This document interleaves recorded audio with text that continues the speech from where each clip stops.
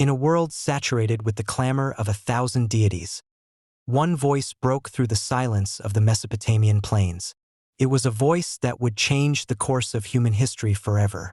This is the story of the call, the moment when the infinite reached out to the finite, and a man named Abram was asked to leave everything he knew for a promise he could not yet see. Ur of the Chaldees was not a primitive outpost.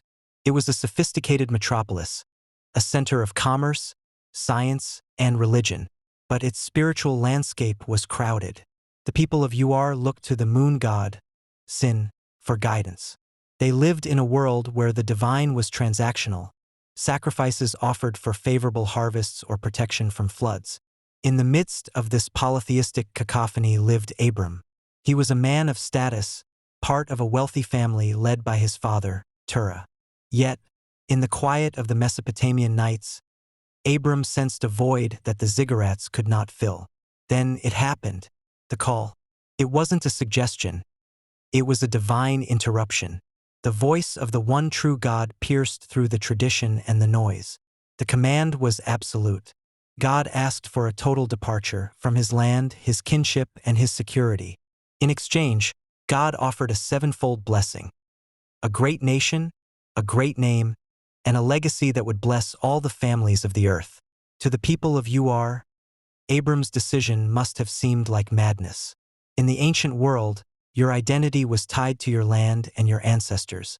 To leave was to become a ghost, a man without a country.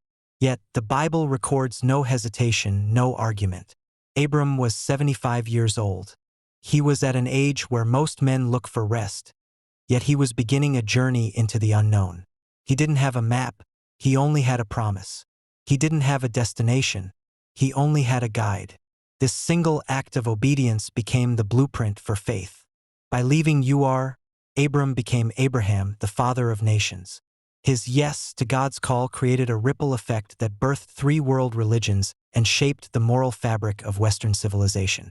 The call of Abraham reminds us that faith is not just about believing in something. It's about moving toward someone. It is the courage to leave the familiar for the sake of the divine, trusting that the one who calls is also the one who provides.